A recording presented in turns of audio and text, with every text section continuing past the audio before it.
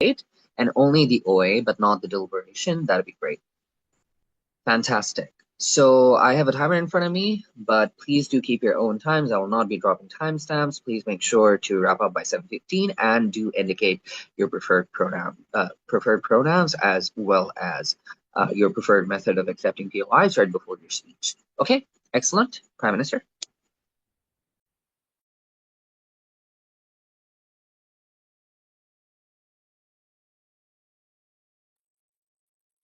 Hi, am I visible and optical and visible and audible? Yes to both. Okay, can. POI preference will be through chat.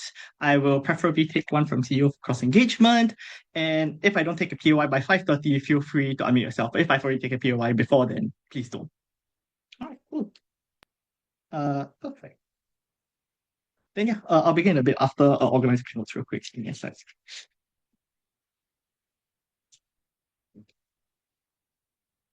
Okay.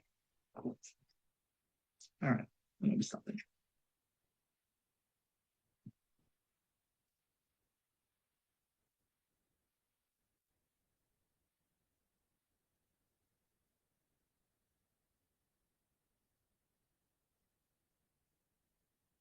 Okay.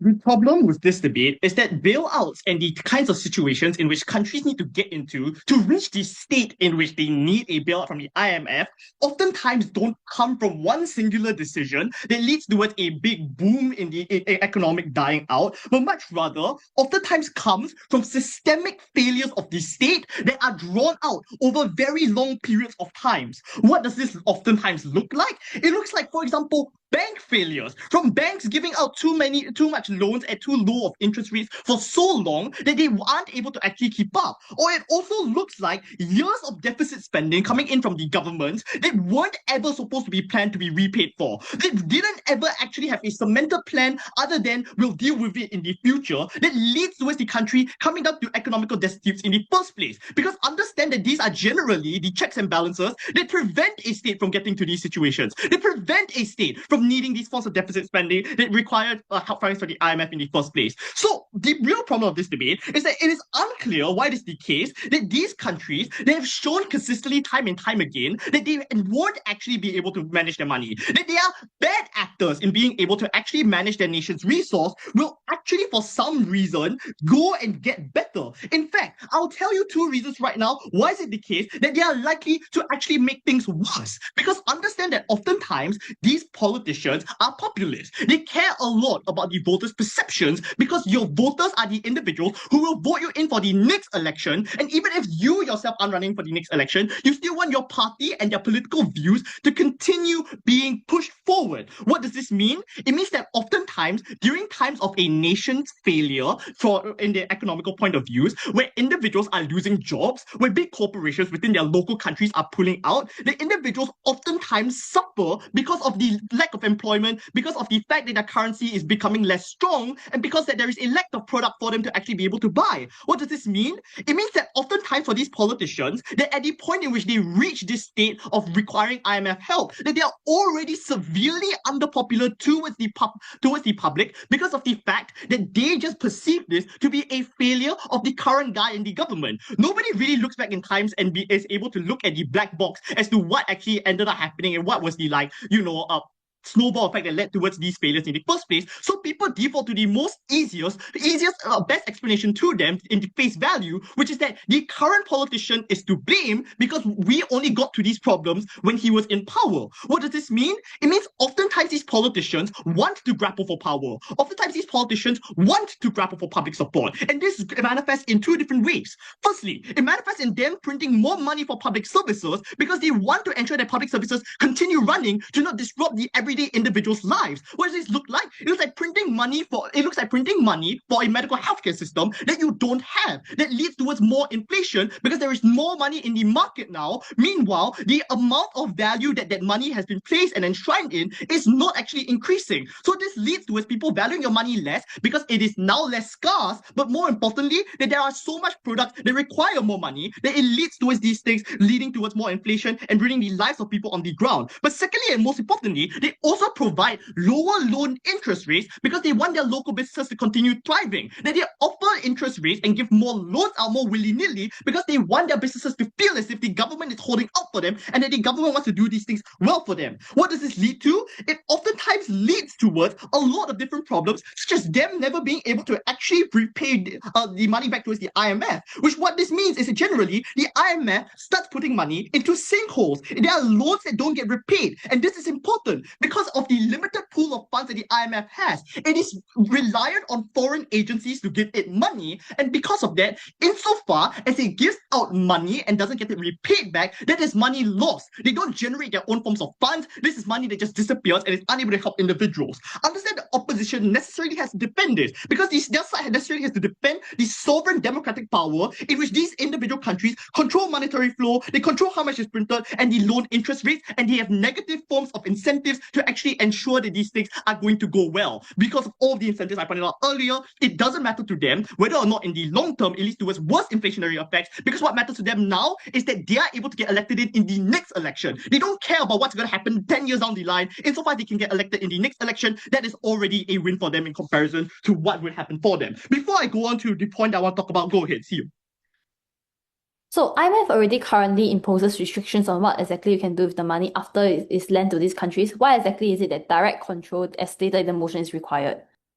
Because again, countries oftentimes have perverse incentives, such as the fact that, for example, they want to get more voting. So yes, maybe IMF can put up some policies, but because of the fact that these countries can easily skirt it away by trying to find some weird loophole in order for them to do this, and they have an incentive to, oftentimes this means that these are ineffective in and of itself, and you require some form of leverage power in order to stop them. Such as, for example, if you don't do this, we won't give you money in the future. So, what is the actual point that we want to talk about? It's what the scale of monetary funds given. Because understand that the other problem of this debate is that oftentimes countries are becoming more insular, because understand that countries like America oftentimes now don't want to give towards money towards public power such as the IMF because they want to concentrate more power towards themselves because it benefits them more. Because understand what is the incentive of these countries and their politicians to give the IMF money is oftentimes about giving good optics. It is about the fact that insofar as you give money to the IMF and they are that what this leads towards is that it leads towards good public optics for yourself. It leads towards the people in these countries in social media calling you their savior and saying that because you donated that $1 billion, that the country was safe, and that this means that they post it on social media and this impacts your own nation where they think that you are a good individual. But secondly, and most importantly, individuals just want to feel as if the money that they put into taxpayer money goes towards the betterment of society. And oftentimes what this means is that insofar as they see that the money is going to the IMF and the IMF is effective, that individuals to feel happy about themselves, they feel like they're a good human being, so feel like their taxpayer money is going to good use, and they re-vote in this politician because this politician was what hated it. Understand that the problem of the opposition world, as I pointed out, is that oftentimes these countries are doomed to fail insofar as you don't place these restrictions on them. What does this mean? It means that you get it means that you remove the optical benefits that comes from these politicians and you have less incentive to donate. What does this look like? It looks like, again, the Trump US example, where Trump has become much more isolationist, and the US has been okay with it because he's able to leverage the fact that oftentimes these IMF and all of these international bodies are ineffective, and that it would be much better to keep the money within yourself. Why are we comparatively better? Two things. Firstly, when you do well, it means that there are more optical incentives for these politicians to actually come in and give more money. So what this means is that you are able to actually get the foreign pool of money that is required for the IMF to run. But secondly, that people actively pressure the government in order to donate to them because they want to continue feeling good and they feel like this is effective and people feel as if there is an actual way to help. Overall, we think that this is better because this means that countries get much more success, and for all those reasons proposed. I thank the speaker for that fine speech. Maybe have the leader of opposition make the case for the.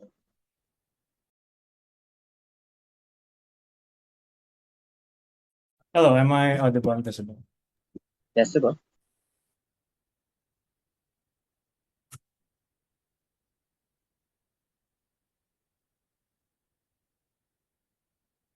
I'll take PRs to chat.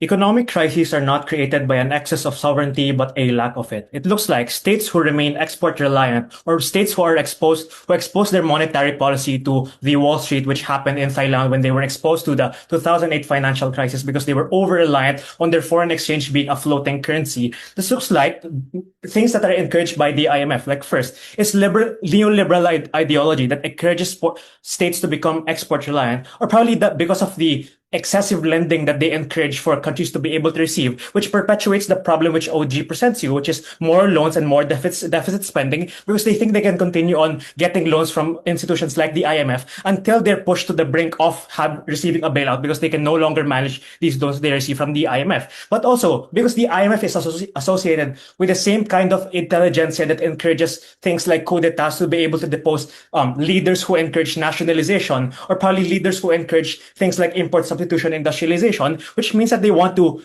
encourage these countries to remain in the neo-colonial spheres of flows of trade, which means that it's not necessarily the IMF that encourages states to become better managers of their economic systems. It's the IMF which encourages states to be able to mismanage their systems, to be able to continue on relying on loans or things like overexposed exports to be able to benefit from these countries which are rich in natural resources. But secondly, I want to peel back 3 minutes of framing from opening government when they say that these countries are led by bad dictators or populists who mismanage the economy. Notice that this debate is not about the current or the past state of these countries, but the countries' governments who are already receiving these loans. So this looks like countries which already have a semblance of consensus governments, because now they've already deposed their former dictators, or probably because they've elected new governments because they want to do away with the populists. And probably it's for that reason that they're able to receive things like bailouts from the IMF. Because notice that no populist would want to receive a bailout from the IMF because it looks bad for their image, because it's an admission of their economic mismanagement.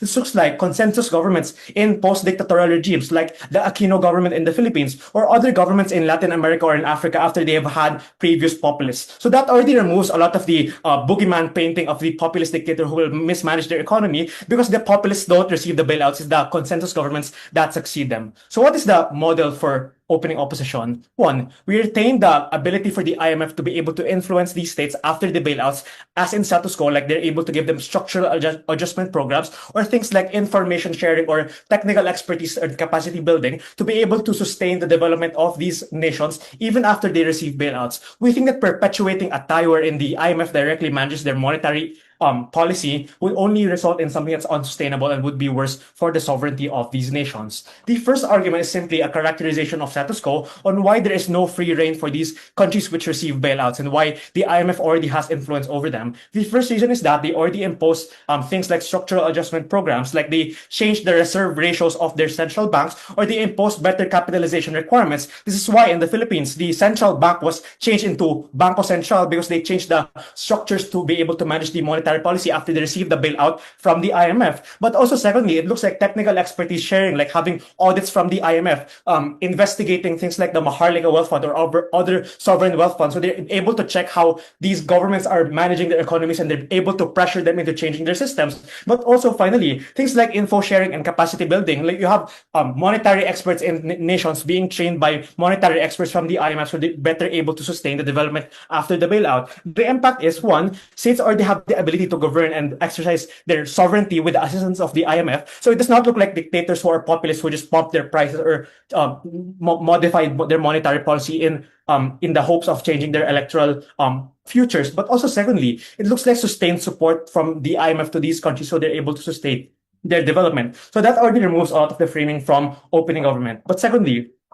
a principle on why countries have a right to have sovereignty on the rest of their economy after receiving the admission of guilt after these structural adjustment programs. The first is that monetary policy already determines how people get to live, like how they're able to put food on their table, because it's the management of inflation or things like economic growth, which influences the people's ability to have freedom from want. But also secondly, it determines how countries progress or develop their industries, because monetary policy is also used to influence growth and industries. So if you want to be able to sell things like your natural resources or to have more exports, you're probably going to use monetary policy and control it to be able to shape it in such a way that your currency gets cheaper, which is what China does. Insofar as you deprive the people or the nations from being able to control their monetary policy in these instances, what you have is external and uncaring actors from the IMF undemocratically determining things that should have been democratically decided because they're important to the progress and the development of its people. This is foundational to debate, and it's a prerequisite to any other argument for sovereignty that CO might launch. But secondly, an argument on why it's worse for you and why you remain more tethered to global systems which create more crisis on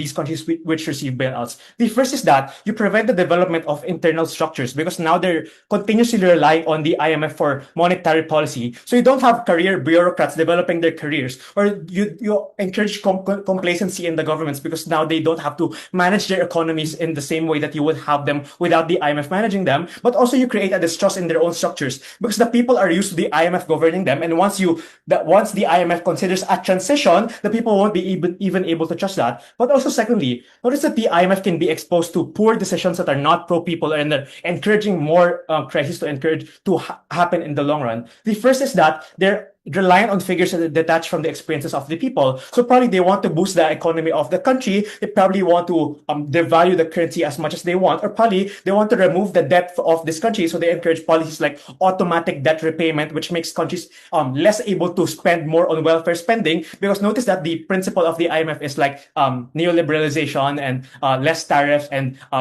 less spending on welfare, education, and health. So that's bad for the people. But also, secondly, they're led by the same ideology which they criticize afterwards because they recognize that capital account liberalization is not good for the people. After they've made these mistakes in Latin America, even if they admit their mistakes, it's already irreparable. But also, thirdly, the IMF intervention can fragment the governments of these countries. So after they elect good consensus governments to oppose or to transition after the populist dictator, notice that these people already are demonizing the IMF because it's a Western state controlling how people determine their economic growth. So it's already bad optics for the people, for the consensus government. So you encourage more things like fragmentation or probably civil conflict or coup d'etats that you have in these post-conflict countries. So why is it better if states fail? At least they have the accountability, and the people can exercise their accountability towards these governments. They can change who leads their country instead of the IMF, which is far away from them. Very proud to oppose.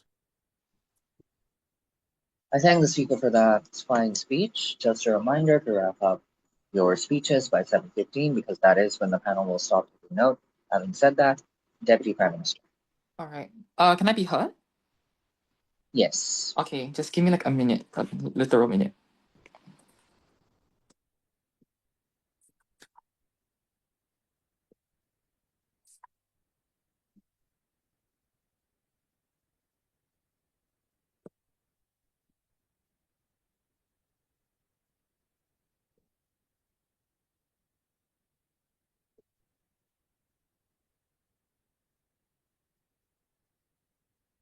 Okay.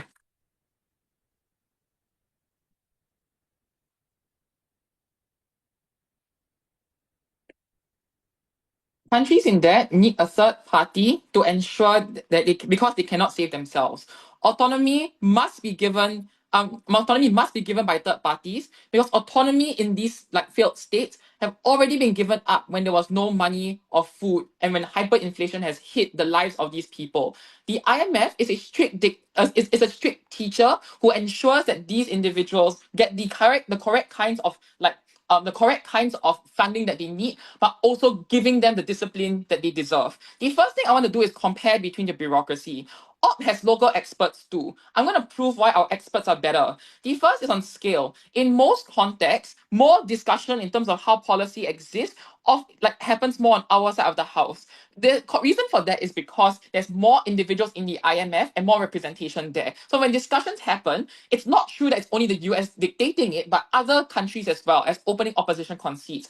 Versus the extremely microscopic and being overtly focused on local context. The second is partiality, especially in corrupt states. Even if experts exist, they're often apologists for the state because the state's often responsible for their education, or because there's direct ties to the state, or on the best case, there's actually like these are pretty good experts, but they're shut down very quickly. Like for example, in Bolsonaro, in the Latin America, or Sukarno, for example, in that period of time when they got IMF loans, they rebelled heavily against they rebelled heavily against like when people rebelled heavily against the state. Oftentimes economists specifically and their like idea of what a good economy is are often shunted by the government in favor of popular support. Notice as well that many of these people are proximate to these crises. So they're not stupid, but the problem is that they are proximate. This is to suggest that, for example, economists in Argentina saw hyperinflation happening from a mile away. But if you didn't print money, people started to continue to lose faith in the government.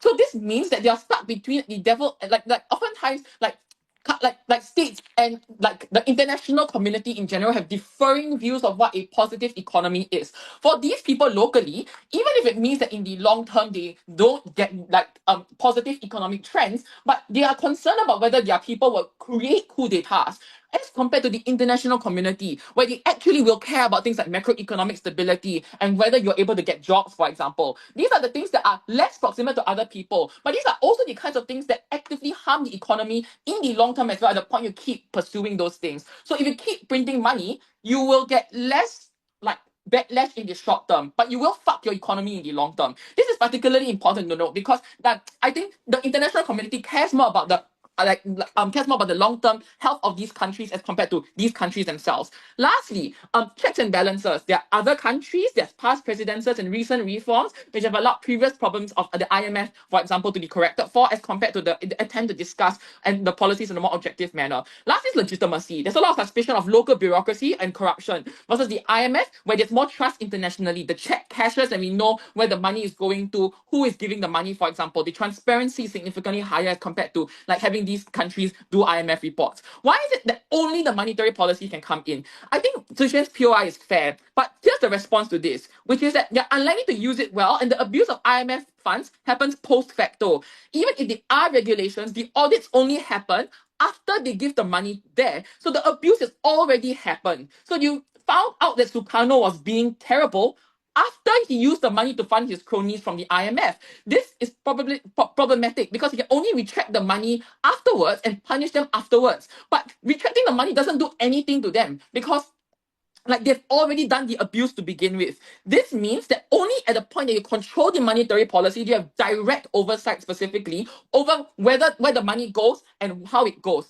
So there's higher incentive on our side of the house for the money to be going to more positive things, and you won't do stupid like policies like increase like the stupid policies that opening opposition talks about. The second is it's good because there's more transparency on the comparative. The last is this is prerequisite to all the outcomes. The country's improvement, there's locally more jobs, there's better trust in these countries, for example, improves at a point in which that we know where the money goes and how it's going and where it's going towards. This means that companies are more likely to see the money's not going towards like insert sugarcane factory here in Indonesia, right? And then increase investment as a subsequent result. But there's also more incentive to put more money towards the IMF precisely because there's actual results there. But the impact locally in these countries are also like paramount because these countries then improve as a result at a point that they don't just like follow their immediate instincts and do the knee-jerk policies. So they don't immediately go print money at a point there's a crisis. They go and do other they go and do like the actual rebuilding the economy thing, which is particularly good.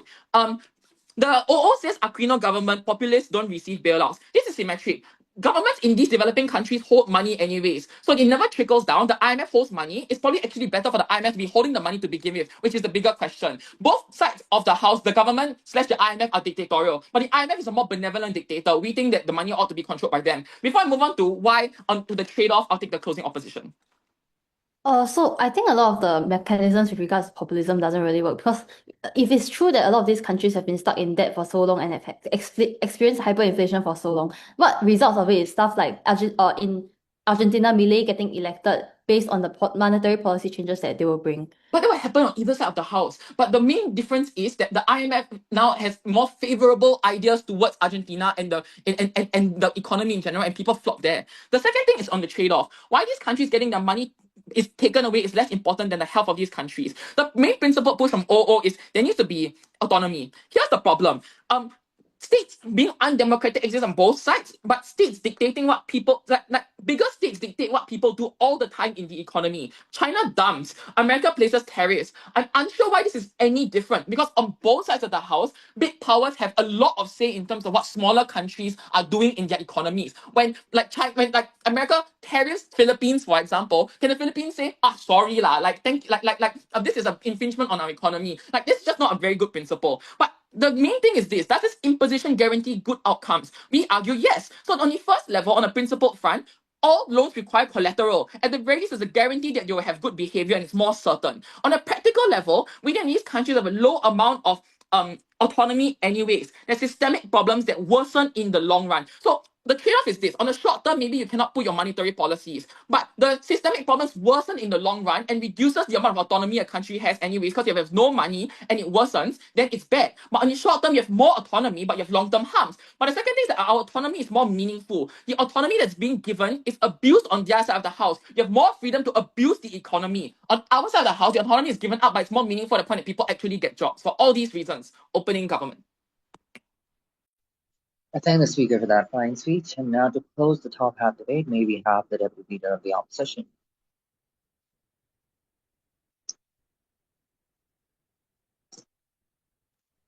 Am I audible and visible? Yes to both.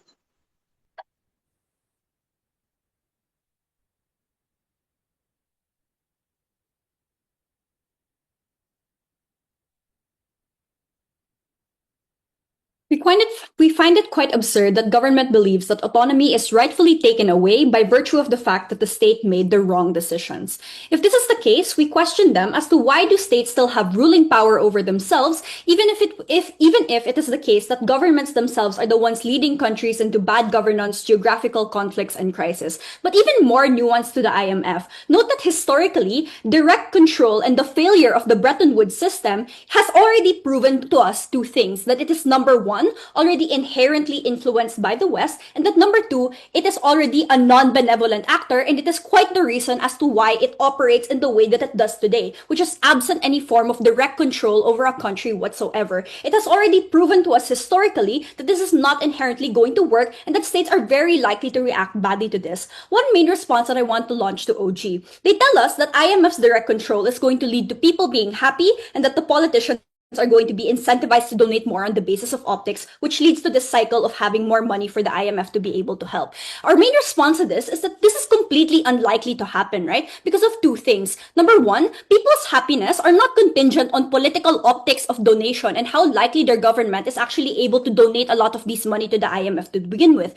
But if you want to argue on optics, and this is us already engaging with their case, right? Why are people likely to be happy even when they see that, number one, their elected or their ruling governments inherently lose control over being able to dictate their state matters, but number two, that a third party such as the IMF is going to prioritize bettering a financial state over their best and most proximate interests, meaning the proximate interests that are going to be felt most by the people in terms of the infrastructure, the industrialization, and the welfare. Because you have to note the fact that even if the IMF is actually going to have direct control over the country, it's not guaranteed that it's going to be able to prioritize the people in the same way. Their main priority is bettering the economy and the financial state, not necessarily the welfare of the people. But second response to that is that politicians don't necessarily donate based on people's optics alone. It's actually on the basis of, number one, being in the place of donation to begin with due to their existing wealth and available resources to actually be able to donate. But secondly, existing international relations that actually promote donations for the sake of global development. There's an existing optic messaging with regards to the international system that tells you that this is more than enough incentive for these states to actually donate to begin with. So we don't understand why it's going to be exclusive on their side that this is where the IMF is going to ultimately source more money. We have one main extension then with regards to how exactly we're going to close off the opening clash. This inherently violates the principles of the international system. Note that in status quo, countries operate on the basis of global governance. What inherently does this look like? This looks like no direct ruling actor or party like a global leader. It looks like no real binding to international obligations or treaties, and it looks like no infringement on state sovereignty or jurisdiction. Examples of this include the United Nations, which is inherently consultative body where they're not allowed to actually infringe on a country's jurisdiction. It looks like international law not necessarily being binding towards the crimes of states or other third-party organizations. The IMF operates on this very same principle, even historically, right? It simply only guides international monetary policy, yet respects a state's ability to actually have control over its fiscal and domestic affairs. This already means that inherently, by virtue of its purpose alone when it was created, it's meant to actually focus a lot inherently on the macroeconomics of things and not necessarily the microeconomics. So we don't see why their argument with regards to it being the best expert is going to be relevant in this. But how exactly does allowing for direct control for national bailouts violate this kind of principle? This happens in three ways. Number one, it provides a precedent and allows for direct international intervention. Number two, it rids the state of their pre-existing control over its own domestic affairs. But three, it sets bad signaling for future international intervention, that international intervention is going to be justified in times of need simply because a country is unable to deal with all of these things themselves.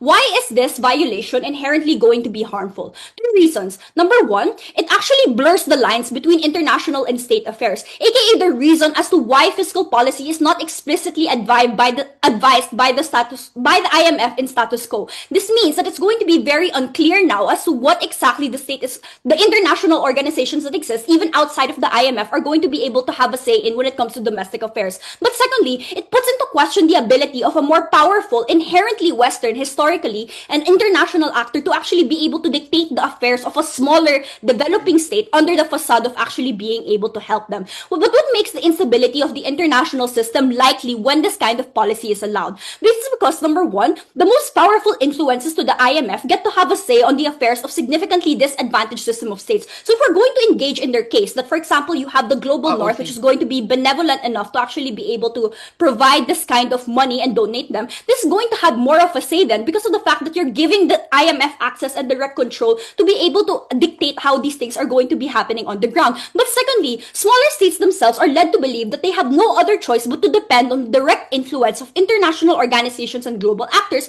when this is inherently not the case. You have to note that in the comparative, the IMF can, number one, still help without any form of direct control, which we've already argued to you by virtue of the structural adjustment programs. Number two, the global north is still going to be able to be put in a place of aid without direct influence. But number three, this discourages South-to-South development cooperation, because why would these states offer this anyway when the IMF is going to have direct control? But before I proceed, closing.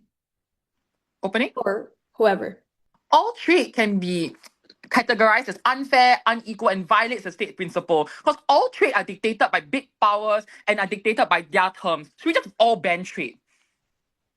No, that's not necessarily the case. The reason why trade exists inherently, because at the end of the day, it's still the decision of the state to engage in that kind of trade. They're still operating on a sort of opt-out system because the state dictates its domestic affairs. This means that when you have an international actor that is going to then dictate all of this, that's when you're actually infringing on the principles of autonomy and sovereignty. But secondly then, this leaves the most vulnerable states into even more vulnerable positions when you have this kind of international power play, which is only unlocked when you have this direct control.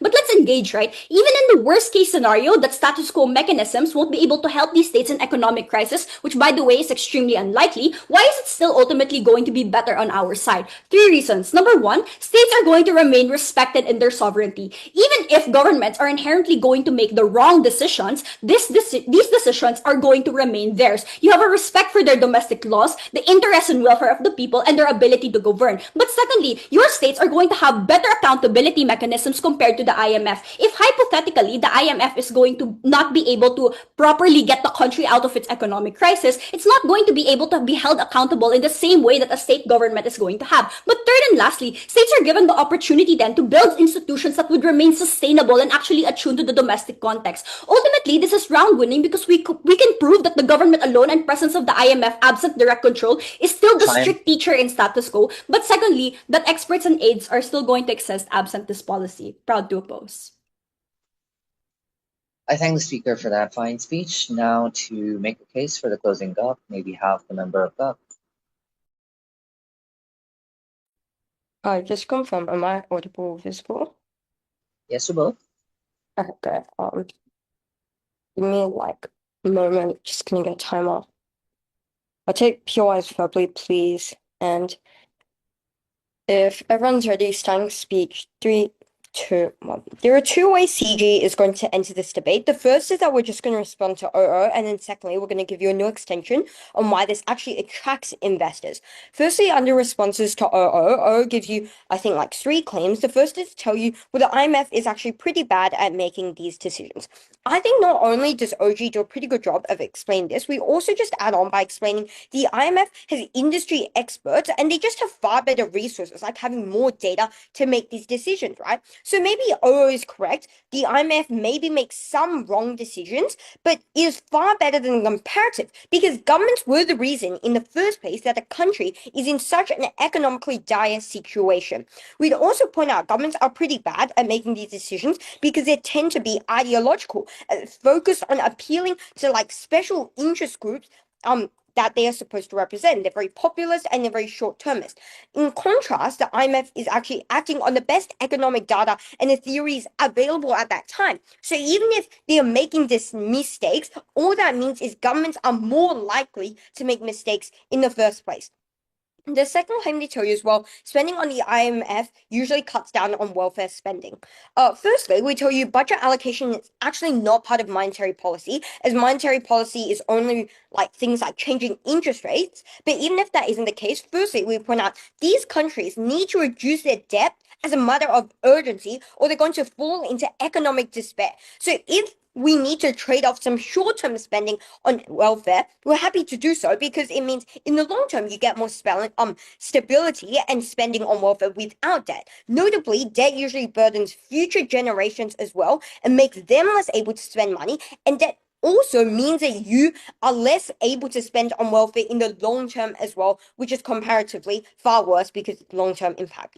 Thirdly, we tell you spending lots of money on welfare during a time where the economy is very unstable and very fragile is also a pretty bad idea because it usually means people can't spend a lot of that money anyways, and the money is usually not worth as much. Third point they tell you is, well, now this is going to violate country sovereignty. Firstly, protecting the country's economy is always far more important for the simple reason that if a country can't uphold their economy, they are less able to uphold sovereignty because you have no sovereignty if your country doesn't even exist. But secondly, the IMF is only taking control of a country's monetary policy. There are lots of other things which a government is still able to take a hold of. Before I move on to the extension, then, are there any POIs from opening? Closing? Moving on to extension then, which is to explain why this is going to lead to investor confidence. Under this point, first I'll just point out this is a horizontal extension and is basically not touched on by opening. Moving on then, on this first point, why do we actually achieve more investor confidence? The first reason is, well, investors are just going to trust the IMF more to run a country's like monetary policy, and they know the IMF is going to promote stability inside of a country. And investors specifically, they like certainty, right? So they're going to prefer an IMF leadership because the IMF's economic views are well known and based on economic orthodoxy, empirical evidence, and modeling. What that means is investors already know what the IMF stands for and what kind of policy it's going to implement, right? Which means that investors get far more certainty and they're going to prefer an IMF running a country. In contrast, governments are only concerned about political cycles. They actively spend in very harmful ways. A lot of the times they are very corrupt as well. In many cases, they behold to donors and special interests or pressure groups, and they're focused on appealing to the emotions of voters rather than making actually logical and rational decisions in public's interest. So, for example, overall, they might pursue things like inflationary or expansionary policies like low interest rates, even when the economy is running too hot.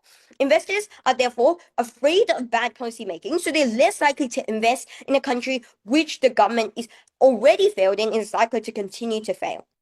And we'd also point out investors are more likely to invest in like a country when the IMF runs it because obviously the IMF has professionals, experts, and like economic right? And that means investors can trust them even more. National governments, especially in countries which require bailouts, probably don't have like very strong economies 9 times out of 10. And that is a direct result of bad policies, either caused by a lack of economic experts in governments or bureaucratic structures, or a rejection of the policy recommendations given by experts in favor of short-termist or populism. So what we get is we get happier investors, which means more capital is actively flowing into the country, and that results in more business activity, more job creation, and hence stronger economic growth and a rise of living standards for all Right. people. What are the impacts of this then? Firstly, you get more immediate flow of capital into the economy, and that directly leads to far more investment into the economy. This also brings in long-term capital for things like projects and government development plans, and also influences domestic investors and basically convinces the domestic investors to put money into the economy as well, which also leads to these benefits. It also looks like things like an increased demand for currency because it seemed like as more safe and a less risky investment, which means a more valuable currency. It reduces inflation and leads to better outcomes for all consumers in that country. Pioy. How did you? Sure. Go. So your benefits are largely marginal. The people who manage their monetary policy are technocrats who are appointed by the consensus government. There's also a principle of Fed independence, so the politicians can directly influence these people. So your change is a marginal change with the risk of destabilizing the governments. Yeah. But like specifically, governments can still make bad decisions. Like maybe you have technocrats, but it doesn't explain why these governments are still making like good decisions. We gave you lots of reasons just to explain why governments, for example, usually also have to behold to lots of like special interests, and they have to they get lots of pressure from the public to make bad spending decisions, and overall that's still a harm. Moving on to weighing. The first reason we outweigh our opening is because we achieve long-term benefits compared to OG's short-term impacts. Presumably, the IMF will only control monetary policy for a limited period of time. That means as soon as they leave the country, national governments could easily undo the progress made under the IMF's leadership. However, an investor's confidence is far more long-term impact because it's essentially a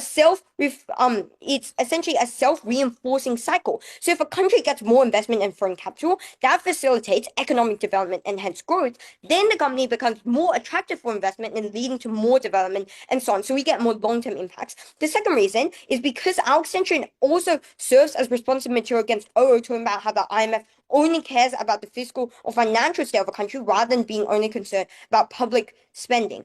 We've shown that essentially, if this is all true, we get more economic development investment, and that's something that OG failed to prove. At the end of this debate, you must side with CG. Thank you. I thank the speaker for that fine speech. May we have the member of make the case for the closing up.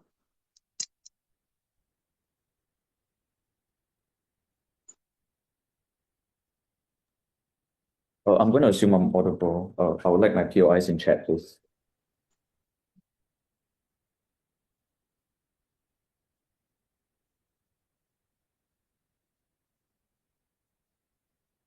Two extensions. I'll first explain why countries might not accept the bailout, leading to worse outcomes. This fills in OO's missing engagement on bad leaders and deals with OOG's assumption that the IMF can get direct control.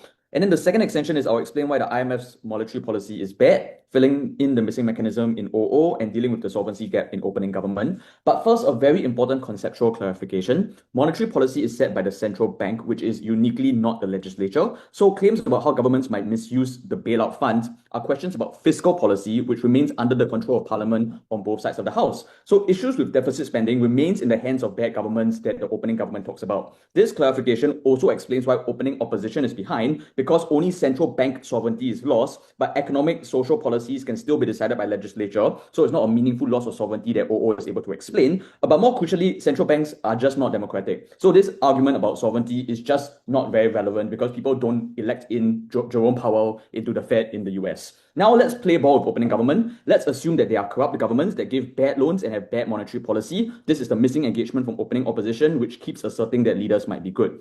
At best, opening opposition says there will be civil uprising, but this is largely symmetric because civil uprisings are a result of economic failure and might happen on either side of the house. Why is the counterfactual worse? First, the country might just declare bankruptcy because they refuse to give up authority to the IMF, especially if you're a strongman leader, which is the context that opening government explains, and especially if you have a history of doubting the West or being suspicious of the West, which is true of many countries that are experiencing sovereign default, because the reason why their economy is in failure is because they've been screwed over by neoliberalism for the West. So there's a lot of reasons to believe that a lot of the leaders and politicians might actually reject the bailout and then just declare bankruptcy, which means having to sell very valuable assets. If the leaders are bad, as opening government describes, they get much worse when sovereign debt and sovereign default occurs, because there's just less money for citizens and more valuable assets like natural resources are being sold off, which is the nature of what happens when bankruptcy is declared. The second counterfactual is that countries just turn to China for a bailout. Like, the critical mistake made by the opening government is that they assume that the only person that's willing to give the bailout is the IMF, but China has already been building up the Asian Developmental Bank as a replacement to the IMF, and they're really willing to do things like bailouts because it allows them to get more political influence. So if they have to give up direct monetary authority to the IMF, and then there's the option of not losing their authority by getting a bailout from China, they're more likely going to be forced to turn to China out of desperation. Obviously, China gains more political influence within regions like South Asia and Africa. China becomes more hegemonic, and think about how issues like Taiwan and South China becomes different in a world where China is a lot more scarier. Thirdly, the IMF is the lender of last resort, right? When no one would lend money or to bail out a failing economy, people believe that the IMF will eventually step in as a safeguard to prevent the economy from completely spiraling into complete bankruptcy. So there is global confidence that no economy will implode because the IMF would step in with a bailout before an economy completely implodes. When investors see that now there's a possibility that Milei in Argentina would refuse a bailout, this is when confidence in Argentina goes to absolute zero, right? So from a country with a bad credit rating like Argentina or Greece or like Pakistan, it now goes to a completely failed economy because the remaining confidence that they might get a bailout and the economy could be restarted is gone, because you have a fear that the strongman leader would reject the bailout and just declare bankruptcy. Note that this also flips the closing government's case about investor confidence, because investors are risk adverse. They will price in the risk that the bailout is going to be rejected, and we explained that the bailout in many instances might actually be rejected. So even if bailouts are somehow misused, which is the absolute best case we can give opening government, we explain that that is still less bad than the three counterfactual situations that we described. So we are already winning the opening half. Second extension on IMF's monetary policy and how it's different from central banks will actually make the margin clear opening opposition doesn't do this. The IMF's main concern is that countries can repay outstanding debt. The crucial clarification here is that bailouts do not completely pay off the entire sum of outstanding debt. They primarily pay off the IMF loan, so it's debt forgiveness, but there's still billions of outstanding private loans that the country still needs to repay even after you receive a bailout, right? Like, you're not writing off all of the debt, you're just writing off the IMF's debt that you owe to the IMF and also some other amount of debt.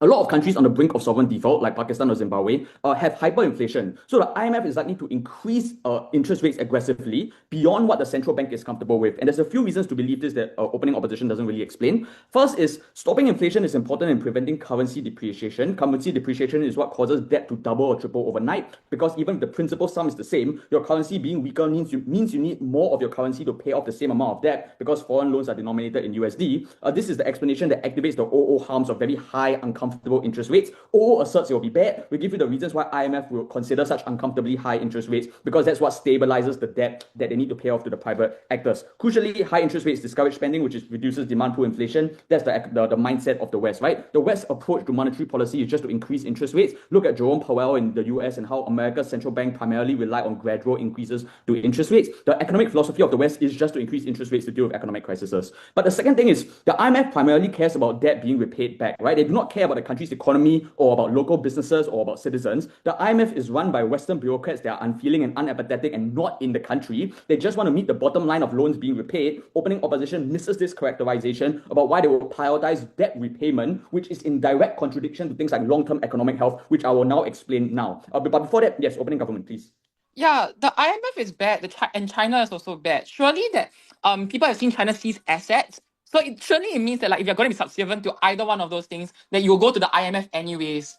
Oh, okay, so the second extension proves why the IMF is uniquely bad in a way that China isn't, because China wouldn't interfere with the monetary policy. And then the first extension explains that there's a dimension of badness to China, which is about politics and war, which is completely different than the IMF. So the reason why these very high interest rates would be bad for the long-term economic health, even if it makes a short-term debt repayment better, is because existing loans now have a higher interest payment, which means student loans get higher, mortgages get higher, people can't afford a house, a lot of things get more expensive. The second is that it's bad for business activity. Businesses thrive in low interest rates environments because borrowing money is cheaper so they can make loans to expand. But when there's high interest rate, this means that the country is now less attractive for investment, which responds to CG about investor confidence, and also is bad for exports because currency appreciation means your exports are less competitive. This explains why the IMF's monetary policy will heavily compromise on the livelihood of citizens. There is a lot of short-term harm. I will now extend this impact. High interest rates cause instabilities in domestic markets. It leads to a loss of FDI and people defaulting on mortgages, which causes instability in financial markets. Even if loans can be repaid as a result of the monetary policy, it erodes economic fundamentals that lock them in a stage of underdevelopment further into the future. Because when FDI dries up and when you have a lot of default happening on loans due to higher interest rates, those things hurt the country into the future. The crucial thing to note here is that the long-term economic health of a country is not something under the consideration of the IMF because their primary concern is the short-term repayment of the outstanding debt after the bailout happens. I thank the speaker for that fine speech. Now to close the closing government case, may we have the culprit?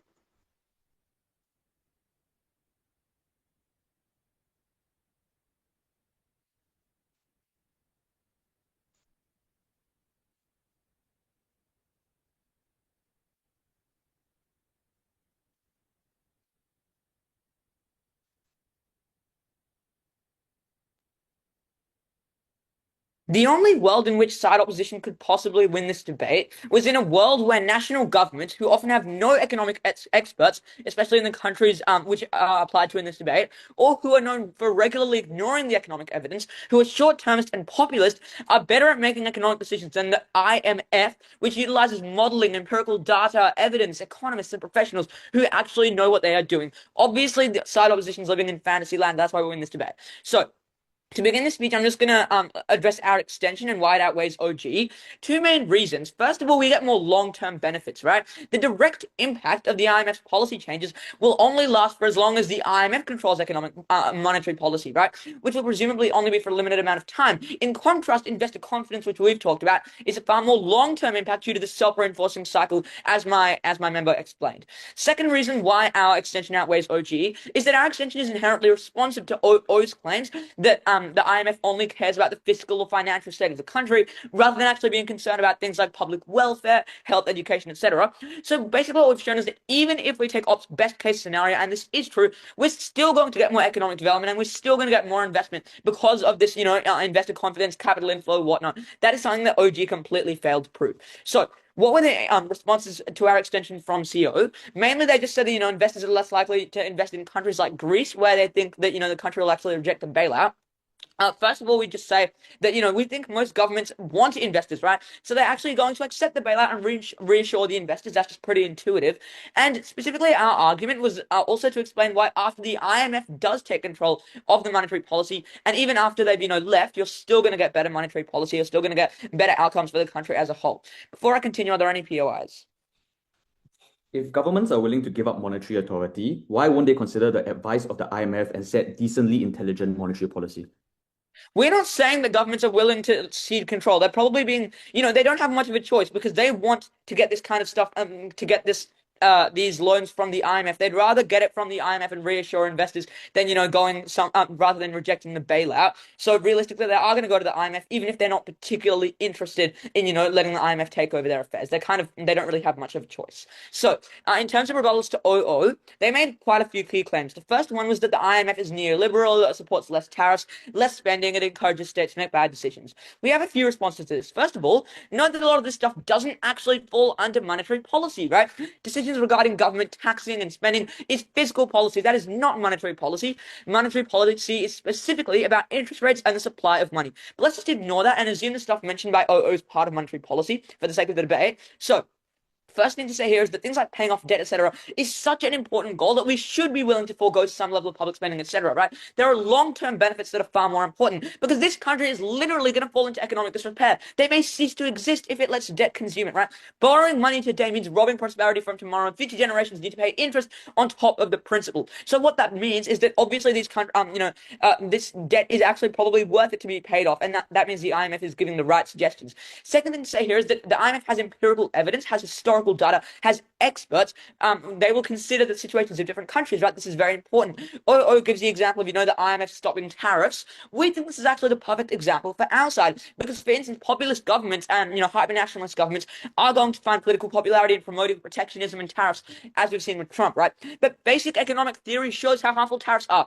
A, they reduce competition because they, the companies are protected from overseas corporations and instead just have to compete with domestic companies. B, they divert resources from the most valuable and productive uses. C, they increase prices for consumers. D, they waste scarce resources in areas where the production in your country is actually unviable, right? Now, of course, the economists at the IMF know this. They know the economic theory. But many people in these countries, the voters don't, the economists in these countries don't, because they're either ignored or the government doesn't have any economists in their cabinet, especially because these kinds of bailouts are most likely going to be required in developing countries where people are less educated, they're more susceptible to populism, etc. Now, note that that the IMF also has incentive to give the best possible advice because it obviously doesn't want to keep giving countries loans forever. Now, we would also note here that governments tend to be ideological, right? They're focused on appealing to the special interest groups they're supposed to represent. They're populist, they're short-termist. The IMF, in contrast, is acting based on the best available economic data and theories available at that time. So even if it is making mistakes, it's far less than national governments would.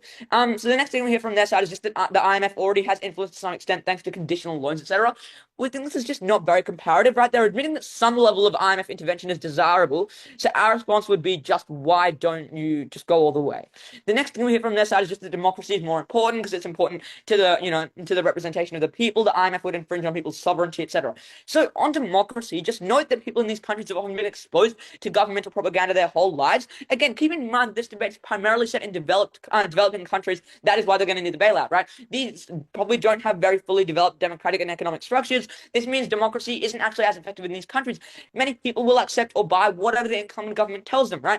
And in terms of the principle of sovereignty, we think this just can't outweigh the enormous practical benefits we've outlined. The only concrete benefit of sovereignty OO managed to prove was local knowledge, etc. But we would just know that the IMF often has branches in every single country that have empirical data from every single country, as well as historical data, etc. And the final claim we hear from their side is that the IMF tends to have Western worldviews. However, it's not really clear why this is particularly harmful, right? Because probably like Western policies that have worked in the Western world will probably work in the Eastern world as well. Importantly, the IMF has data from both developing and developed countries. It can use both of these. It's not just going to rely on Western countries, data. So the next thing so now onto moving to rebuttals to CO. The first time they said was that central banks, etc., tend to be independent, which means that monetary policy just isn't determined by the populist governments or the legislature. But CO fails to recognize where this debate is taking place, right? They give the example of Jerome Powell in the US. This debate is not set in the US. It's set in countries that need bailouts, probably developing countries, probably countries without very strong economic policy structures, without a strong independent central bank. Now, secondly, they just say, countries are going to turn to China for bailouts, etc. But we already mentioned earlier that countries obviously have incentive to reinsure investors. They're probably not going to want to go to China because, investors aren't going to particularly take kindly to that. Secondly, the huge amount of bailouts that countries require largely aren't going to be covered by China most of the time. China's only going to be able to take so much because China's a country, it's a national, national government, not an international agency. And if it is true that China's trying to influence these countries' policy and national stance, that is also going to interfere on countries' sovereignty to the same extent, which actually makes China a worse option. And finally, many Western countries just won't turn to China, right? Only Southeastern Asian nations will, and the majority of these nations are influenced by China anyway, so not really much of a difference. So what did you believe at the end of my speech? 4 things. First of all, our extension on investors is the most important argument in this debate. Second of all, the IMF is actually good at making monetary policy decisions. Thirdly, that governments are usually bad at making these decisions. And fourthly, that countries are likely to accept bailouts. You must side with CG. I thank the speaker for that fine speech. And now to end the debate, may we have the opposition.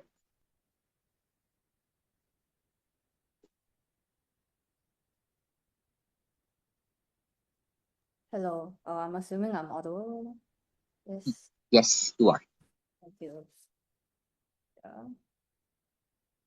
Let me organize everything.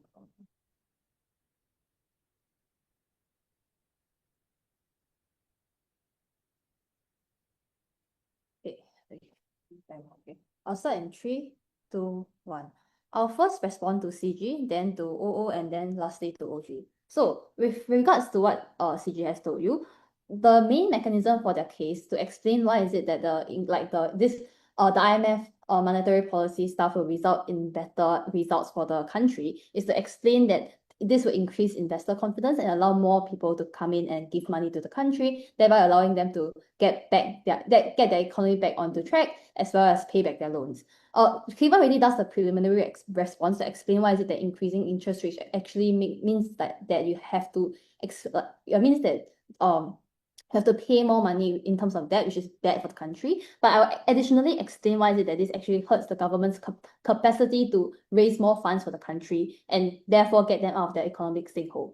So, for example, the first thing to note that is that when you increase interest rates, this means that when governments sell bonds, which is the primary way to raise money for governments, the bond used for the new bonds are going to be more lucrative, because that means that you if the interest rate is 5% compared to the past 2%, for example, the investor gets back 5%, which is far better, right? In which case, a lot more people who are holding on to the old bonds do not want to receive the short end of the stick. Therefore, they will sell off these old bonds and prefer to buy the new bonds instead. This means that the value of the old bonds will there will be far more bonds of this government on the market, and therefore decreases the value of the bond. This means that the government is less able to raise money for the country and therefore less able to get crucial services out to their citizens, for example. So this explains how the monetary policy interacts with the fiscal policy that governments are then able to enact, and therefore why is it that the monetary policy of increasing and Keat explains to you why is it that the IMF is likely to increase the the interest rates to far higher than the central bank would increase it to, thereby explaining why is it that the effect of this bond stuff is heavily is extremely bad for these governments. So this hurts the capacity for the government to do stuff like help its citizens, as well as to do long-term economic planning and long-term economic investments for the country to no longer sink into debt in the future. The next thing to then note is also that if the investors don't come in, then that leads to a lot of the capital drying out. So that directly flips what CG tries to claim. It is true then that a lot of investors do not want to come in, then that significantly decreases the country's capacity to have jobs for its citizens. It significantly decreases the kinds of services that are going to be available. Therefore, the life for the average individual in these developing countries is likely going to be quite shit as a result. So now that I'm done dealing with CG, let me deal with OO.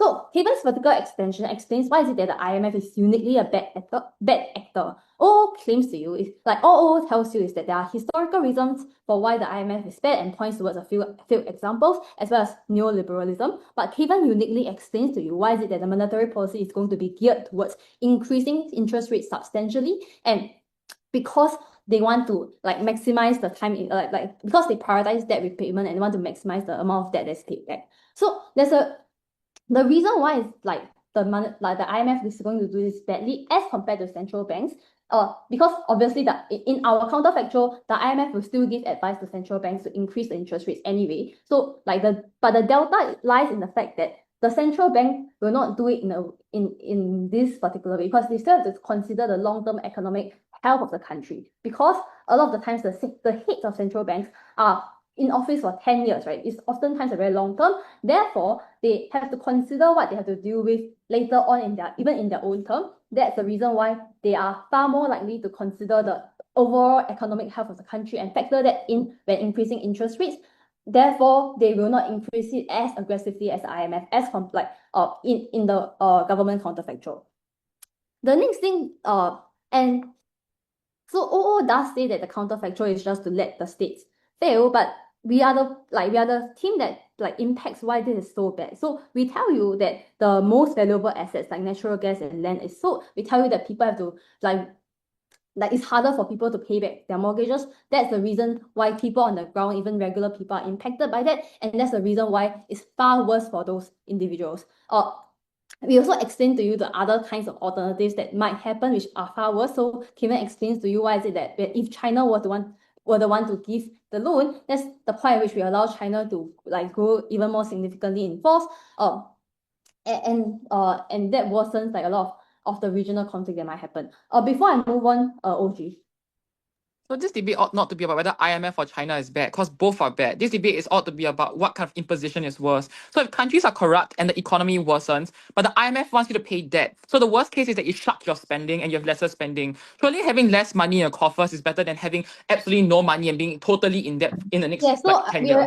We've already explained why is it that because increasing like if you're a country faced with the choice between IMF and having to relinquish your monetary policy to them, as opposed to China, who's giving you money without having to relinquish that same like amount of control, obviously you'll choose China, and that's the point at which things become worse. Because, for example, like the debt trap diplomacy stuff, we think that is significantly worse for the country's like health, like economic health in the long term. So like obvious, like this debate is still about that. The next thing to note is about OG. Because the entire case is reliant on the fact that firstly that countries will take the IMF loan as opposed to the other actors. Insofar as Cavan and I have explained why is it that they are far more likely to take those other actors.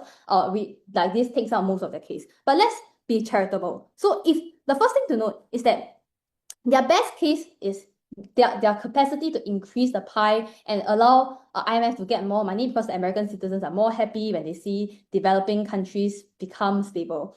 The first thing to note is that I don't think the average US citizen really cares, because the political appetite is hard to increase, especially now with America like in crisis with regards to the tariffs and whatnot. It's probably still very difficult for you to get the US citizens to care that Zimbabwe is not dying, as opposed to their own very bad like cost of living issues. The second thing to know is also that this is very contingent on outcome. So they're very contingent on the fact that the IMF monetary policy stuff will work on their side of the house, but we prove to you why is it that it won't work, and therefore why is it that like our counterfactual is better. It's only during like when countries have the freedom to do stuff like debt restructuring and which allows them to pay debt in the longer term, for example, that we get the benefits of allowing them to develop into the long term and therefore not need IMF help anymore. I thank the speaker for that fine speech that also effectively ends this particular debate. Just wait.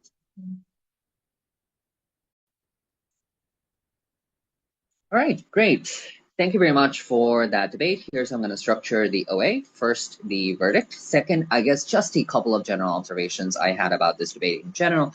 And lastly, I'll walk you through the debate as it happened chronologically and explain how we ended up arriving at the call that we did. So on a consensus decision, we ended up giving the first to the closing opposition, the second to the opening government, the third to the opening opposition, and the fourth to the closing government. To repeat, first to CO, second to OG, third to OO, fourth to CG. Just a couple of general observations we had about this debate. Number one, because we are describing a lot of technical terms, it's important that teams take the time to actually unpack what they mean, what their impacts are, etc., etc. I think, of course, we have certain associations with certain technical terms, but even in the scope of this debate, they need to be well explained. Otherwise, it would be difficult to credit you for something that you did not say. The second thing I would suggest is for teams to be a little bit more responsive on clashes that actually do matter. I do think it'll become a little bit more apparent as I get into the OA. But I do think at certain times, whilst some clashes are maybe labeled as a principle or practical, if you look at the underlying analysis, it does either end up becoming a bit of a wash, or it is quite clear that some of those things are contingent arguments and are not independent. So perhaps it's more crucial that you respond to the thing that is perhaps core to the debate as opposed to maybe a secondary argument. Having said that, very quickly giving a rundown of the opening government case and opening opposition case and then comparing the two. So the opening government, one, in terms of setup, argued that the biggest problem with the way that IMF loan works is the way in which the conditions that the IMF impose when handing out loans are oftentimes insufficient to deal with both corrupt governments, but also governments that are in fact quite susceptible to pressures applied by their people. This includes the fact that people are oftentimes short-termists if their economy is suffering, if jobs are being downsized, and if companies are no longer hiring. As a matter of fact, some may be leaving the economy. This does not bode well for them. And as for politicians who want to be elected in the next election cycle, oftentimes that means that they want to do short-term solutions, such as printing more money that increases inflation in the economy and harms the long-term productivity and growth of the economy, which thereby filters into how people are able to perhaps gain a livelihood that is meaningful for them.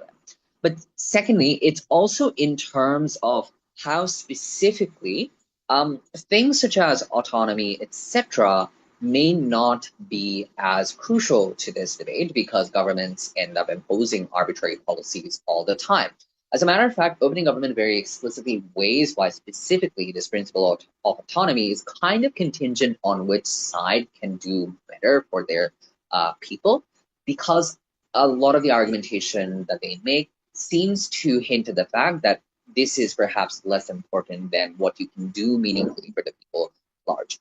They also have some argumentation, I would say, that comes out in the form of responses about accountability and why, in fact, accountability mechanisms do fail in the instances that we are talking about when governments feel a lot of pressure in order to ensure that their people are doing well, perhaps. Opening opposition, on the other hand, I have a couple of observations. The first of which is just in terms of why specifically they believe taking control of a country's monetary policy is unnecessary. They suggest technical assistance, restructuring of banks, being able to provide more data and information with monetary experts within the economy, which ensures both the country's sovereignty but also sustained support in the long run. The second thing they argue is in terms of sovereignty, how this is infringed upon, how the fact that oftentimes freedom from want is perhaps the greatest freedom that a government can afford to people, and that ought to be the only responsibility that the government has, not some foreign actor controlled by unknown individuals who have no proximity to the people that they're making decisions about. But lastly, they also argue, although I think that this is not in fact substantiated to the best degree possible in terms of why IMF loans in general perhaps are bad for the people, but also worse when specifically they're in control of a country's monetary policy. So how do the two cases interact? So the first thing I want to point out is just in terms of this autonomy clash. As I hinted at earlier, I do think this becomes a bit of a wash. And I think opening government is very successfully able to kind of ensure that this clash does become contingent on which side can prove that the solutions they're offering are perhaps comparatively slightly better in terms of gaining further control over monetary policy that ensures, for instance, no more inflation or the reduction of inflation, that jobs are being created for people and that people aren't suffering as a result of massive welfare.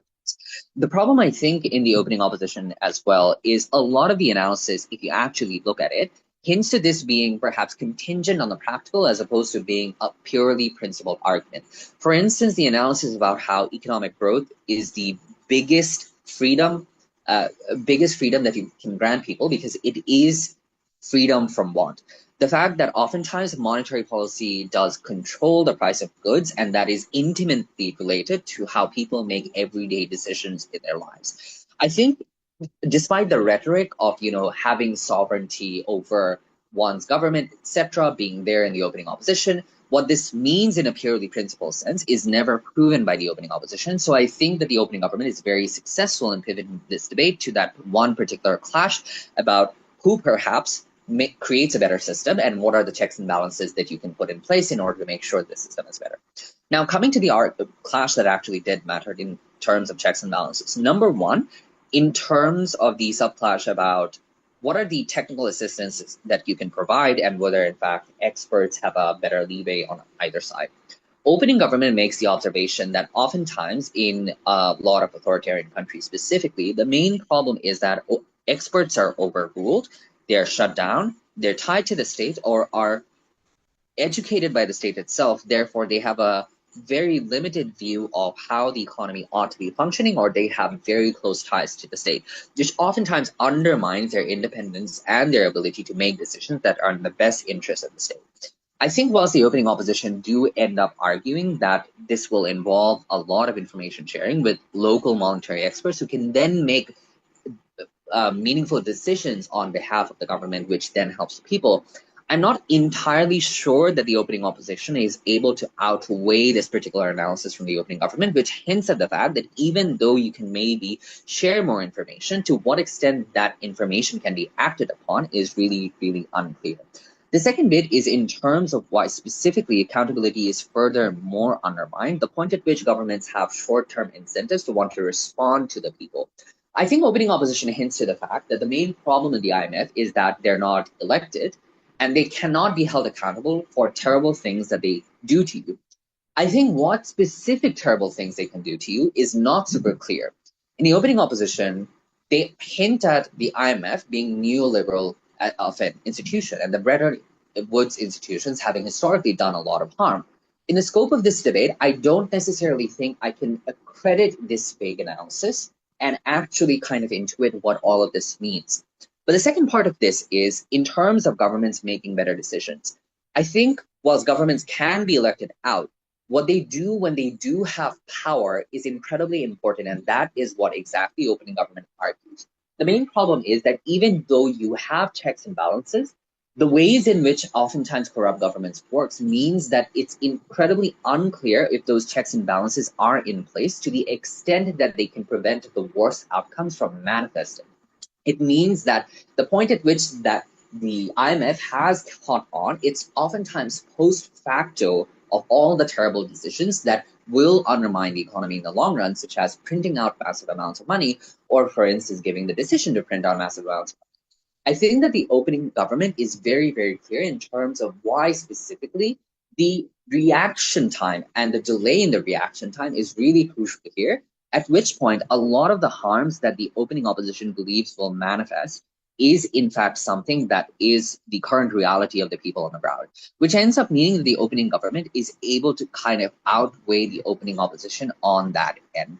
I think the opening opposition have some other material to suggest, for example, why the IMF is perhaps far detached from the people on the ground. It therefore cannot make decisions that are in their best interest and therefore are kind of lacking in the contextual knowledge necessary to be able to invest in welfare as well as possible.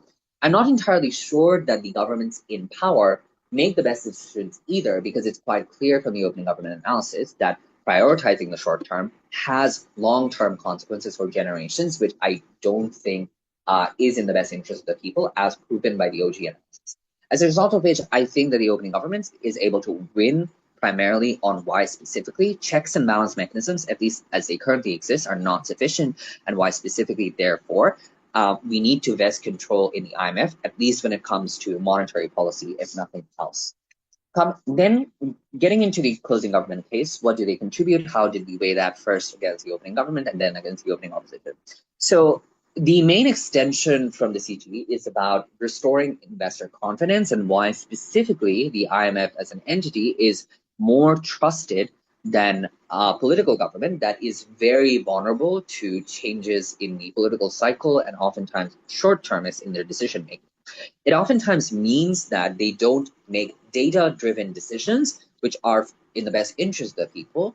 They have some additional reasons on top of the opening government for why they think these data-driven decisions are not made, probably because access to such collection tools are not accessible to the government.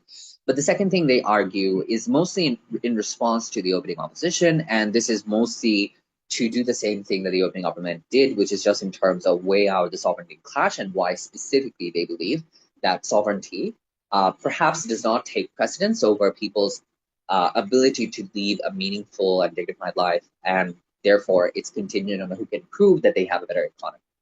So why is this not sufficient to place over the opening government? The first observation to make here is that all of the impacts that the closing government have are in fact downstream of or entirely contingent on opening government proving their premise of why specifically the IMF would be better at the control of monetary policy as opposed to a government that is inherently corrupt and has a lot of structural flaws that perpetuates into long-term economic crises. But additionally, some of the analysis are entirely reminiscent of, if not the same as what the opening government run, including how specifically political governments are incredibly sensitive to pressures from the public and why specifically they end up making terrible decisions as a result. But also, for instance, I think this is incredibly clear when the closing government is responding to the opening opposition. We did not clearly identify where exactly the opening government analysis ended and where specifically the closing government analysis began, because a lot of the analysis with regards to why specifically the governments are not entirely independent of political pressures, or that a lot of the authorities that control monetary policies are not independent of such political pressures or not subject to silence, etc., are also covered in the opening government. As a result of which, we felt that the closing government extension, in terms of why specifically investors are in fact going to be crucial to the redevelopment of the economy, it was not sufficient to place them over the open government. Why is their case not sufficient to place them over the opening opposition?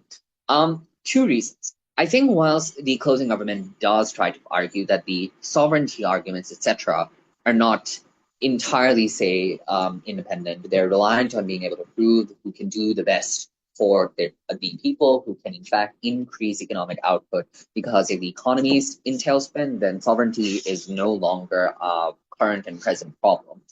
The more serious problem is that opening opposition had a bunch of alternatives to suggest as to how exactly national governments could collaborate with the IMF, as opposed to the IMF taking full control of the government, in order to ensure that the government is on track with the usage of the loan money, that the government is not, in fact, misusing the loan money, mismanaging it for things that are not in the people's long-term interest. The problem is, I don't think CG directly answers this. And I do think this is also raised in a specific POI, the answer to which does not clarify why it is not the CG's burden to not prove this. But I think that the opening government had a very direct and their own unique response to this problem.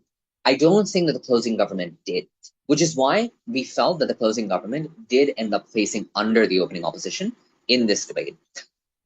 Bringing closing opposition into the fold, what did they contribute? How did we weigh it up? The closing opposition contribute two things that also ultimately end up helping them place over the opening opposition. The first of which I think is in terms of filling in the missing analysis from the opening opposition as to why IMF monetary policies in general are bad, and why exactly when alternative exists, governments should in fact pursue all pathways to pursue them. The second of which is just in terms of why, if all the analysis from the OG and OO is true about the nature of some governments, the very fact that alternatives exist via China, via the ADB, means that they're unlikely to accept the IMF conditions and more likely to take out loans from them, which on a scale of bad, of course the ADB and maybe China as an actor also have terrible incentives, but they don't at least want overt control over a country's sovereignty and monetary policy, which would look bad for a lot of the leaders in question.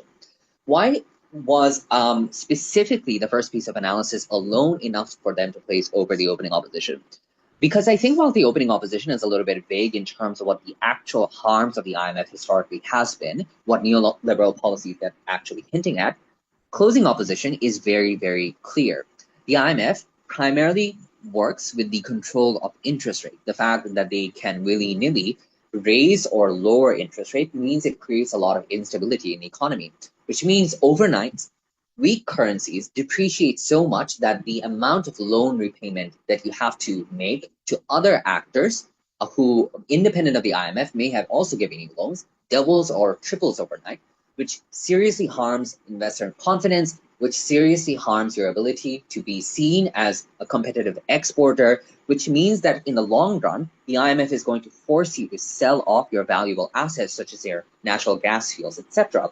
Whereas perhaps when you as a central banker, who, by the way, is an independent agency who must operate on their own independent of the fiscal policies taken in by the government, have 10 years of a tenure, you need to make sure that you're accounting for what to do within those 10 years, but also what to do later after you leave this post. Which means that I think that the closing opposition is far more impactful in pointing out why specifically IMF loans in general are bad, and why specifically it's so important for governments to exert, for independent monetary experts in the central bank to exert control over the monetary policy. But I also think the second extension, in terms of why not accepting bailouts, sort of contextualizes opening opposition's case in a way that I think makes it much more impactful.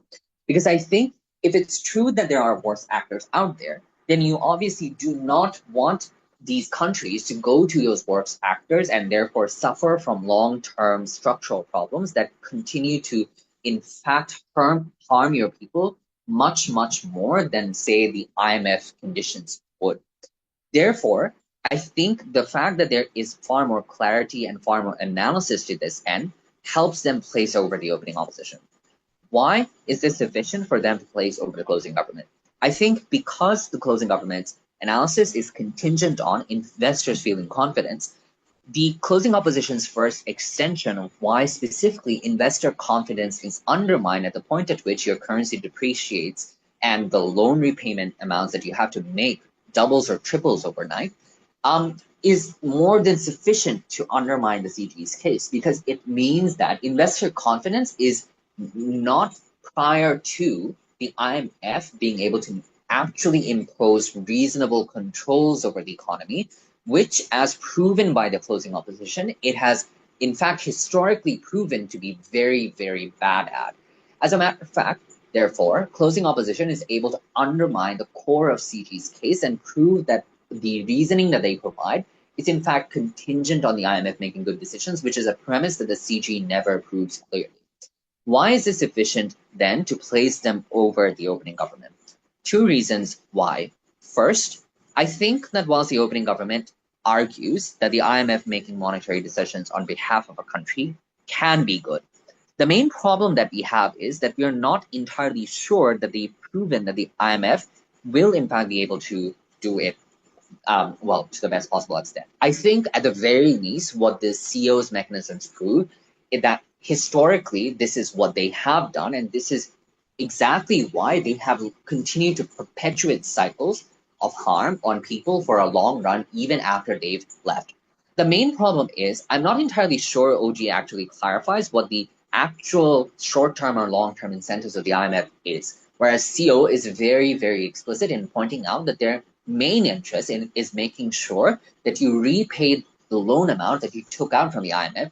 What happens later is oftentimes left to the discretion of the country and the people of the central banks, which means it's really unclear to what extent these things can be sustained as opposed to being reversed as soon as they're implemented. But even if this is seen as mitigatory, I think what's really crucial is CO's other extension about why exactly countries may not accept bailouts in the first place. I think it's kind of taken as a given that countries only have the option of taking a bailout loan from the IMF. But CO proves that there are other options, and that those options are worse, even if in face value, they might seem to be better because they're not taking control over your monetary policy. A lot of these strongman leaders, as characterized by the OG and OO, do not want to give up control to that extent, which means they're more likely to take a loan from China or the ADB than from the IMF, which ends up perpetuating those cycles in a much more harmful way than perhaps an IMF loan would. As a result of which, I think the closing opposition is able to undermine the premise of the open government insofar as they prove that this is not the only option, and worse options exist out there, which can in fact create those very cycles of harm for a much longer period of time. As a result of which, we felt CO and ended up placing over OG. Thank you very much. That's it for the OA. If you guys have questions, feel free to ask. Otherwise, Orcom, you may stop recording anytime you want.